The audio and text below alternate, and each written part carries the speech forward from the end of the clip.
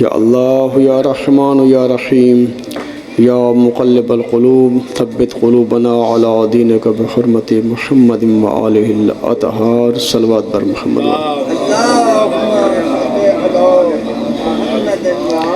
نعرہ تکبیر اللہ نعرہ تکبیر نعرہ رسالت یا رسول نعرہ رسالت یا رسول نعرہ حیدری نعرہ حیدری صلوات بر محمد یہ وقفے دا ٹائم کیا ہے؟ نماز کتنے بجے تھی؟ نماز 1 بجے وقفہ تھی سی 1 بجے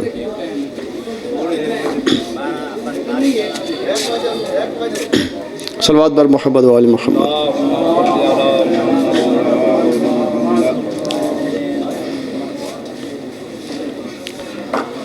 ما شاء اللہ لا حول ولا قوة الا باللہ العلی العظیم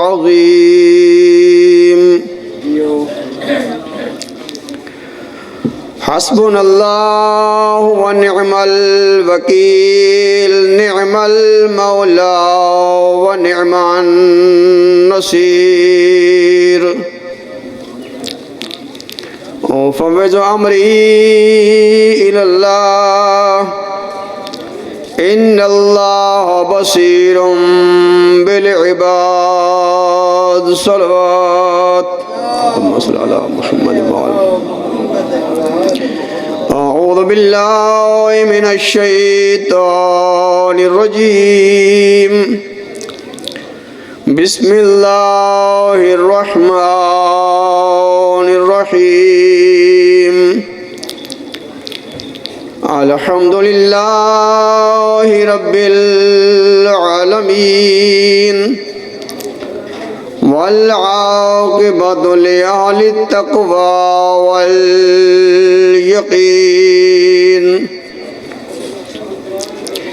والصلاة والسلام على فخر العرب والعجم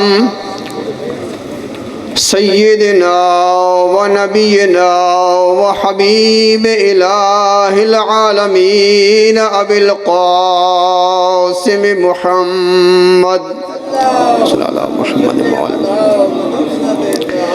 وعلى آل الطیبین الطاہرین المعصومین المظلومین المکرمین الذین اذهب اللہ عنہم الرجس وطہرہم تطہیرا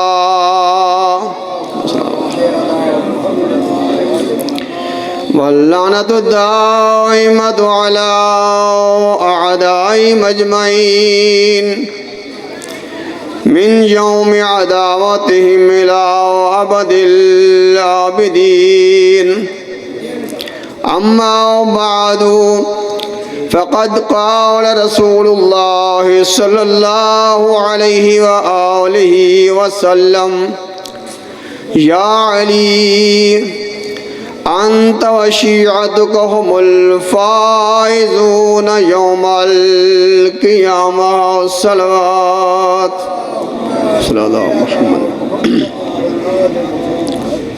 سامعین گرامی کوشش کروں گا کہ مختصر سے وقت میں اپنی معروضات آپ تک پہنچاؤں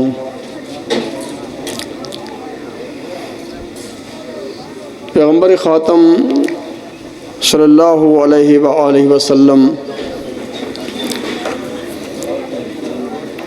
فرما رہے تھے، اصحاب کا مجمع تھا، آپ نے فرمایا ان اللہ سیبعث اناسا یوم القیامہ، سب لوگ قیامت کے دن اٹھیں گے لیکن کچھ لوگ اس انداز سے اٹھیں گے علی وجوہہم نور، ان کے چہروں سے نور ظاہر ہوگا، وہم علی منابر نور، اور نور کی کرسیوں پر بیٹھے ہوں گے. چہروں سے نور ہوگا، نورانی کرسیوں پر بیٹھے ہوں گے. علیہم ثیاب من نور،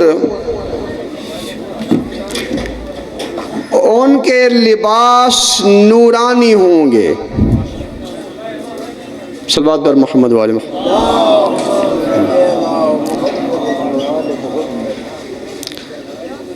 ان کے لباس نورانی ہوں گے.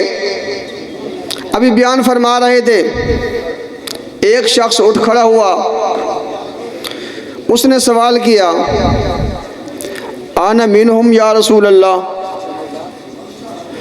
یا رسول اللہ ان لوگوں میں بھی ہوں گا؟ فرمایا لا، نہیں. دوسرے نے سوال کیا، انا منہم یا رسول اللہ، مولا میں بھی ان میں ہوں گا؟ فرمایا لا. اب تیسرے نے کہا اگر میں بھی یہی سوال کروں ممکن ہے کہ مجھے بھی یہی جواب ملے، میں ذرا سوال کو تبدیل کروں. اس نے سوال کو تبدیل کیا، کہتا ہے کہ من ہم یا رسول اللہ، یا رسول اللہ وہ کون لوگ ہوں گے؟ یا رسول اللہ وہ کون لوگ ہوں گے جن کی یہ شان و شوکت ہوگی قیامت کے دن، جن کے چہرے نورانی کرسیوں پر بیٹھے ہوئے، لباس نورانی، اس شان و شوکت کے ساتھ کون ہوں گے؟ اس کے بعد اس وقت مولا علی ساتھ بیٹھے تھے. فوضع یدہ علی کتف علی بن ابی طالب، بس آپ نے علی کے کندھے پر ہاتھ رکھا اور فرمایا ھذا وشیعتہ، یہ اور اس کے شیعہ ہوں گے. صلوات بر محمد والا. اللہ اکبر، اللہ اکبر. یا رسول اللہ، یا علی، اللہم صلی علی محمد و آل محمد. ابو ذر کہتا ہے کہ ایک دفعہ ہم بیٹھے تھے، پیغمبر خاتم صلی اللہ علیہ وآلہ وسلم واعظ و نصیحت فرما رہے تھے، اصحاب کا مجمع تھا. اتنے میں اذن داخل علینا علی بن ابی طالب، اتنے میں اس محفل میں علی بن ابی طالب داخل ہوئے. آپ اٹھ کھڑے ہوئے، مولا کا استقبال کیا.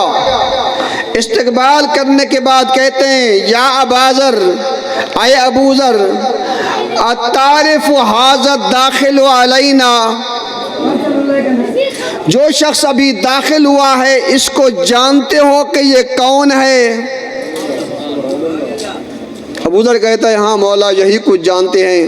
ھذا اخوکا، یہ تمہارا بھائی ہے، وابن عمکا، تیرا چچا زاد بھائی ہے، زوجۃ البتول، بتول کا شوہر ہے، ابو الحسن والحسین، حسن حسین کا باپ ہے. یہی کچھ جانتے اور نہیں جانتے. پیغمبر فرماتے ہیں یہ تعارف تو نے کرایا، اب مجھ سے پوچھ، مجھ سے سن، میں تجھے تعارف کراؤں. ھذا امام الازہر، بہت سارے لوگ ایسے ہوں گے جو کہ امامت کے دعوے کرنے والے ہوں گے، لیکن حقیقی ظاہر امام یہی علی بن ابی طالب ہوگا. ھذا باب اللہ الاکبر، اللہ کی پہچان کا، اللہ کی معرفت کا بڑا دروازہ یہی علی ہے. ناصر الدین اللہ، اللہ کے دین کا مددگار علی ہے. حجت علی خلق اللہ، اور اللہ کی مخلوق پر یہ حجت علی ہے.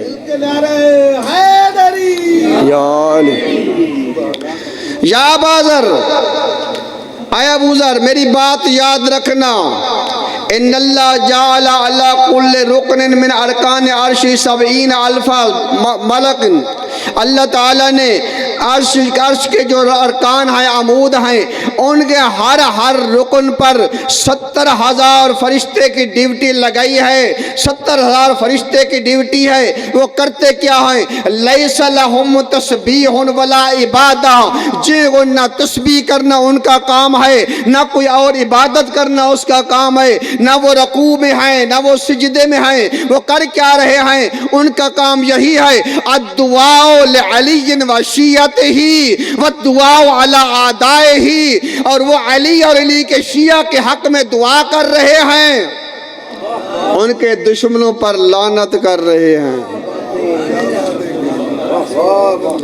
لولا یا ابا ذر، اے ابو ذر، لولا علی، اگر علی نہ ہوتے، ما بان الحق من الباطل، حق اور باطل کا پتہ نہ چلتا کہ حق کیا ہے، باطل کیا ہے۔ اسی لئے فرمایا یا علی لا یحبک الا مومن ولا یبغضک الا منافق، تیرے ساتھ محبت نہیں رکھے گا مگر وہ جو کہ مومن ہوگا، تجھ سے بغض نہیں رکھے گا وہ جو کہ منافق ہوگا۔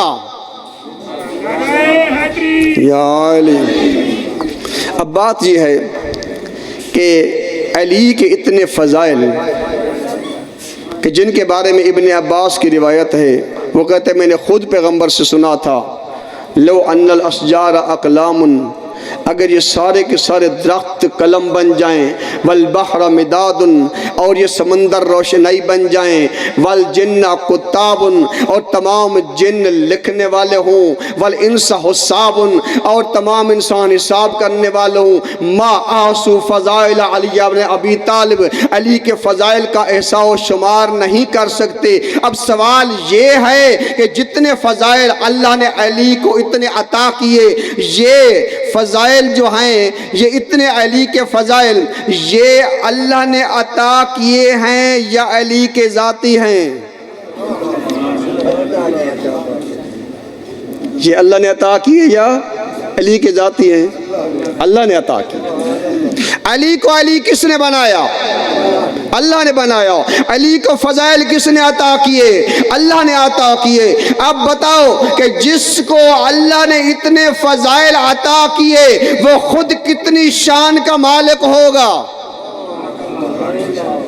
وہ علی کل شیء قدیر ذات ہے، ہر چیز پر قدرت رکھتا ہے، اور وہ نہ اس کی ذات میں اس کا کوئی شریک ہے، اللہ کے علاوہ کوئی اور اللہ نہیں ہے، نہ اس کی صفات میں کوئی اس کا شریک ہے۔ اللہ کی جتنی صفات ہیں، وہ عالم ہے، وہ حی ہے، وہ مرید ہے، متکلم ہے، وہ مدرک ہے، اور جتنی اللہ کی صفات ہیں، اگر وہ قادر ہے یا اللہ کی ساری صفات ذاتی ہیں، اگر کسی اور کو عطا کی ہیں تو وہ عطا شدہ ہیں، ان کی ذاتی نہیں ہیں، ان کی ذات اور صفات الگ ہے، اللہ کی ذات اور صفات الگ نہیں ہے۔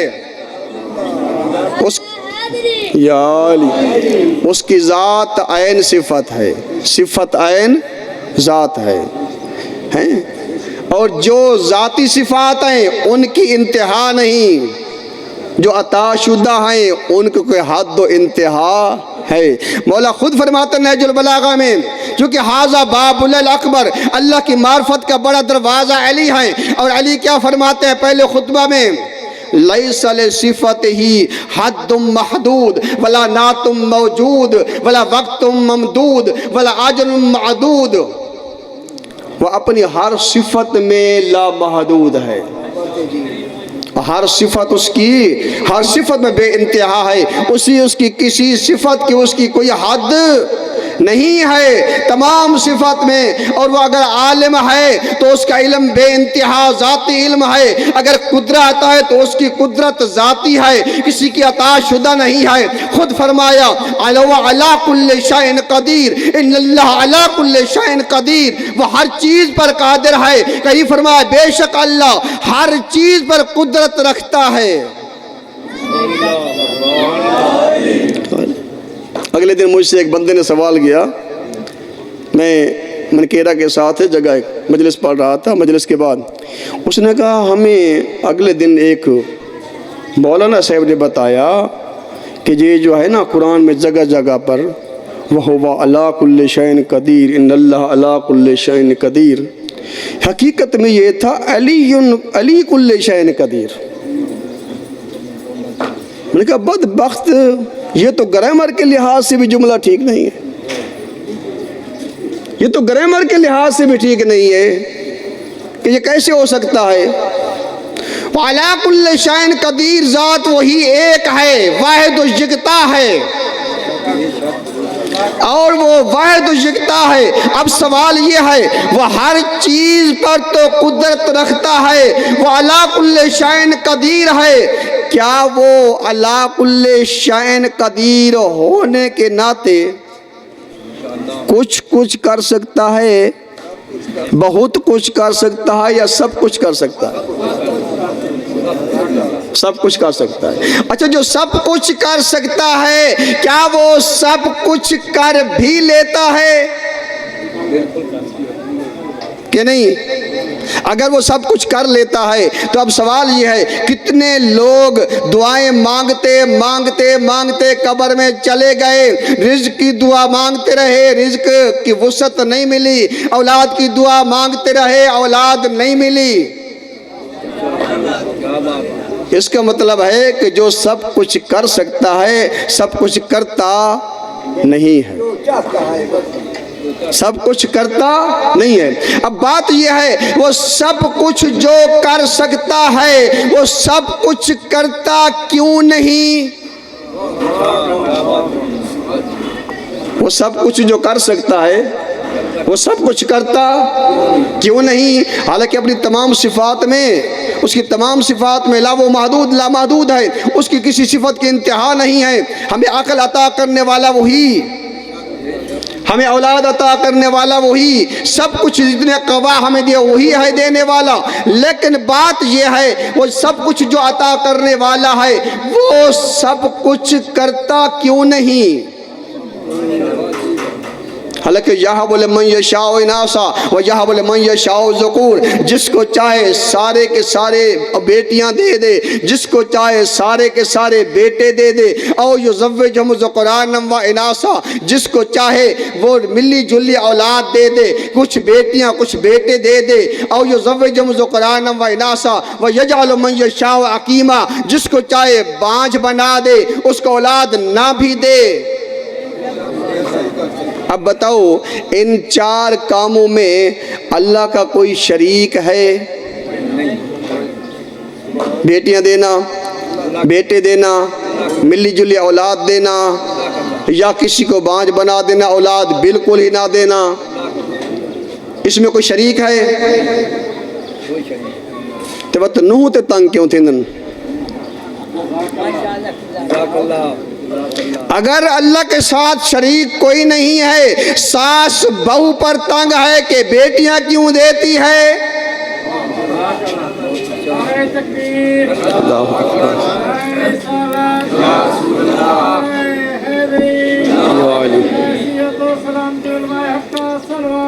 اللہم صلی علی محمد وآل محمد۔ ساس بہو پر تنگ ہے، میاں بیوی پر تنگ ہے، آئے دن اس کو دھمکیاں ہوتی ہیں، خبردار اگر اتنی بیٹیاں تم نے پیدا کر دی، اگر اب بھی بیٹا پیدا نہ ہوا، یا پھر طلاق دے دوں گا، یا پھر اور شادی کر لوں گا۔ جس کی پہلے پہلے بیٹی پیدا ہو جائے، ایسی ایندہ پیرہ نحوس آتا ہے، پہلے پہلے آن کے دی جائیے اس چاہ۔ ایسے معلوم ہوتا کہ یہ ان کاموں میں یہ بہو اللہ کے ساتھ شریک تھی۔ اس ساس سے پوچھو جس کی بیٹیاں ہوں، اس سے کہو کہ تو نے بیٹیاں کیوں پیدا کی ہیں؟ تیرے ہاں بیٹیاں کیوں پیدا ہوئی؟ تو سارے کے سارے بیٹے پیدا کر لیتی۔ ہوں بولے تو کچھ نہ میں کر سکتی، بولے تو کچھ نہ میں کر سکتے ہوں اور ویندے ہوتے ہیں۔ اور ان کاموں میں اللہ کے ساتھ شریک کوئی نہیں ہے۔ جو اللہ کا ماننے والا ہے، یوم آخرت میں ایمان لانے والا ہے، اللہ کی ہر کام پر اسے خوش ہونا چاہیے، شکر ادا کرنا چاہیے۔ اللہ اگر بیٹی دے دے تب بھی خدا کا شکر ہے، اگر بیٹے دے دے تب بھی اس کا شکر ہے۔ ہم نے کوئی وہاں کوئی معاوضہ بھیجا تھا؟ ہم نے کچھ نہیں بھیجا تھا، جو کچھ عطا کر رہے اس کی عطا ہے۔ صلوات بر محمد والا۔ اور وہی اللہ هو الذی خلقکم، وہ ہے جس نے تم کو پیدا کیا، ثم رزقکم، تمہارا رزق کا انتظام کیا، ثم یمیتکم، پھر تمہیں موت دے گا، ثم یحییکم، پھر تمہیں زندگی دے گا، دوبارہ زندہ کرے گا۔ هل من شرکائکم من یفعل من ذلک من شیء، کوئی ہے جو کہ اللہ کے ساتھ ان کاموں میں کوئی شریک ہو؟ سبحان اللہ وتعالی عما یشرکون، اور جو کچھ یہ شرک کرتے ہیں اللہ اس سے پاک و پاکیزہ ہے۔ اور وہی ذات جو سب کچھ دے سکتا ہے، سوال یہ تھا وہ سب کچھ کر سکتا ہے، وہ سب کچھ کرتا کیوں نہیں؟ اپنی حکمت کے تحت، اپنی قدرت کی مخالفت تو کرتا ہے پر حکمت کی مخالفت نہیں کرتا۔ وہی ہے جس نے علی کو علی بنایا، علی کو حق کا امام بنایا، علی کو اتنے فضائل عطا کیے، علی اور اولاد علی کو اتنے فضائل عطا کیے کہ تم کائنات میں جتنے انبیاء آئے، ان کے اوصیاء آئے، ان تمام کے فضائل و کمالات کو سوائے پیغمبر خاتم کے تمام انبیاء و اوصیاء کے فضائل و کمالات کو ایک پلڑے میں رکھ دو، فقط علی کے فضائل کو ایک پلڑے میں رکھ دو، ان کے فضائل کا پلڑا اٹھتا ہوا نظر آئے گا اور علی کے فضائل کا پلڑا نیچے جھکتا ہوا نظر آئے گا۔ لیکن اتنے فضائل کے باوجود علی امام ہے، علی رب نہیں ہے۔ علی نہ نبی ہے، نہ علی رب ہے، نہ علی رسول ہے، علی کون ہے؟ حق کا امام ہے۔ اور وہی علی جس کے اتنے فضائل و کمالات ہیں، ان سے پوچھو کہ پیغمبر خاتم کی عظمت، وہ کہتے انا عبد من عبید محمد، میں تو محمد کے غلاموں میں سے غلام ہوں، اور وہ کہتا ہے کہ محمد میرے آقا ہیں، میں محمد کا غلام ہوں۔ اب بتاؤ جس کا غلام اتنی عظمت کا مالک ہو، اتنے فضائل و کمالات کا مالک ہو، وہ آقا کتنا بلند ہوگا؟ جس کا آقا بھی اللہ کے ساتھ شریک نہیں، جس کا آقا بھی رب نہیں، وہ کی ہونی چاہیے باطل کی، یقیناً حق کی ہونی چاہیے۔ اگر باطل کی تائید ہو جائے تو پھر گناہ ہوگا یا ثواب؟ گناہ ہوگا۔ اب اگر باطل کی تائید اگر صلوات کے ذریعے کی جائے،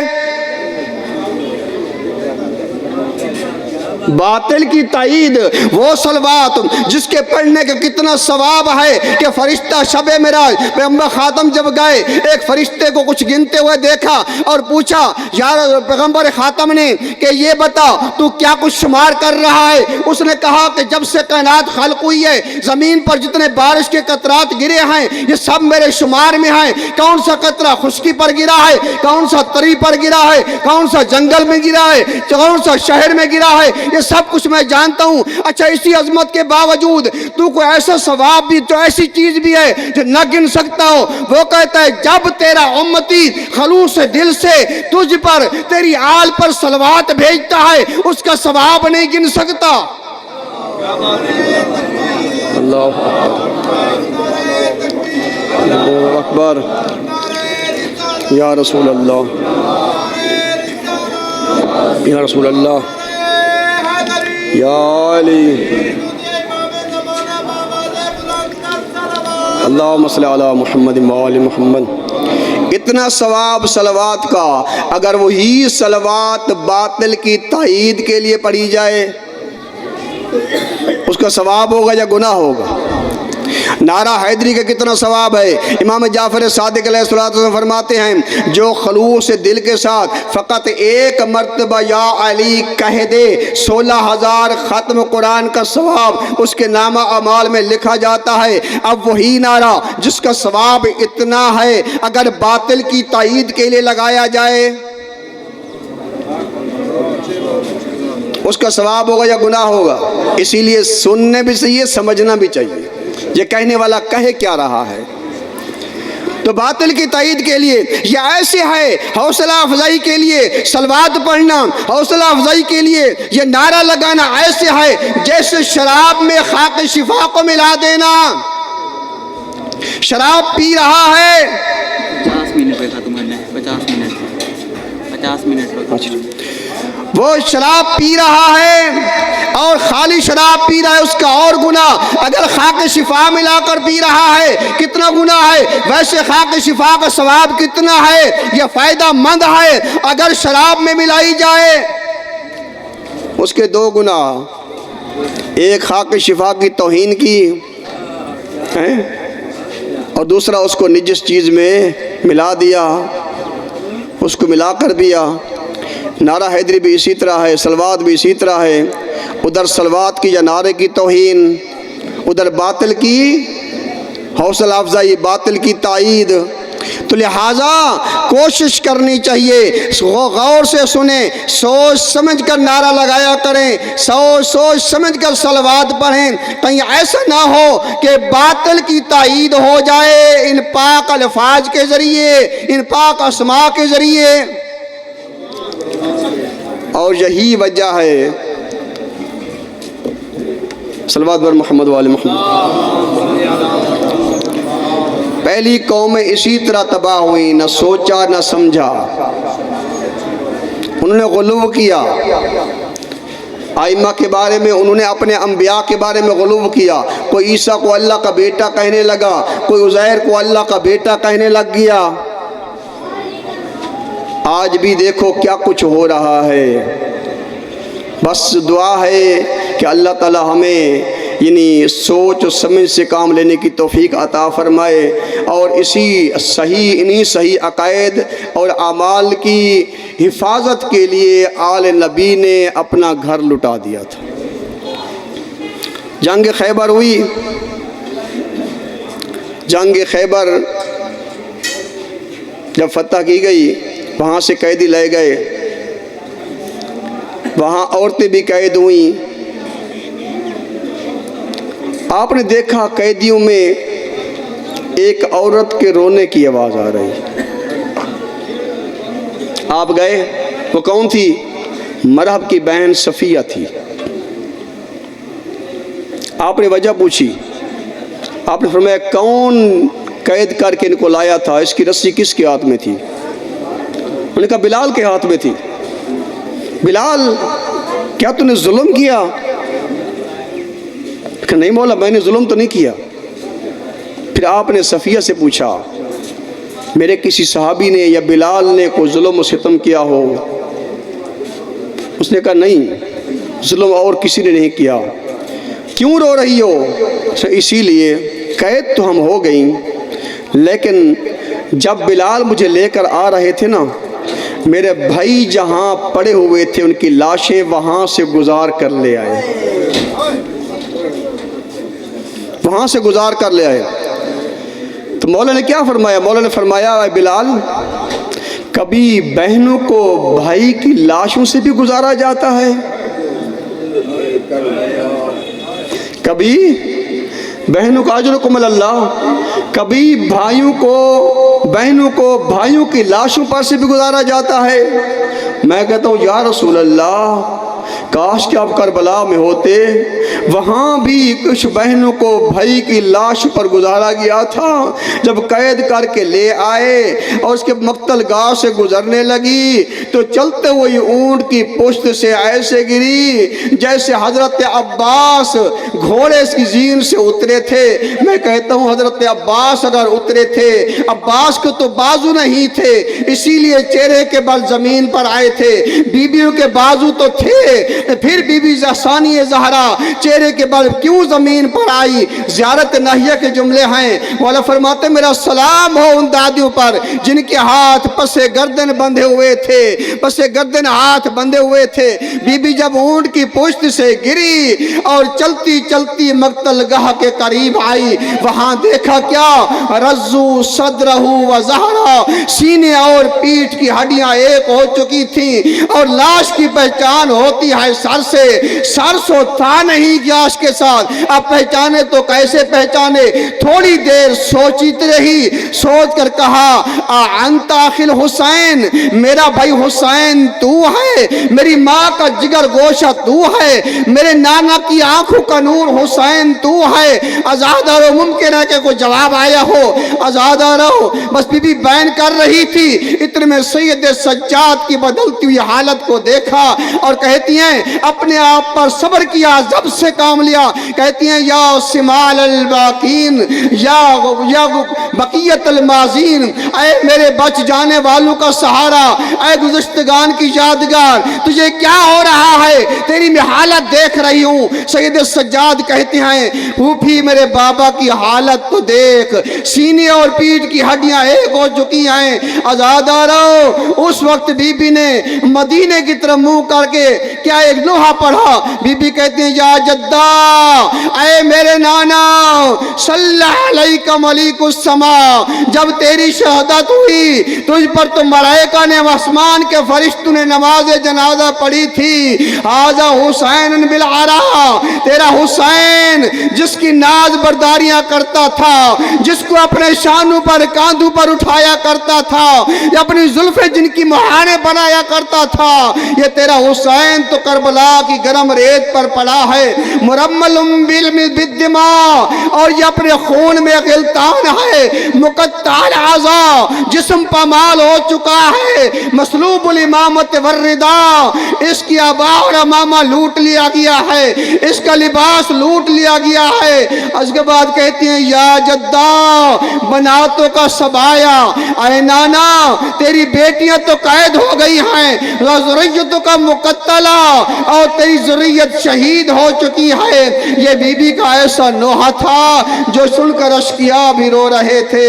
الا لعنت اللہ علی القوم الظالمین وسيعلم الذين ظلموا أي منقلب ينقلبون۔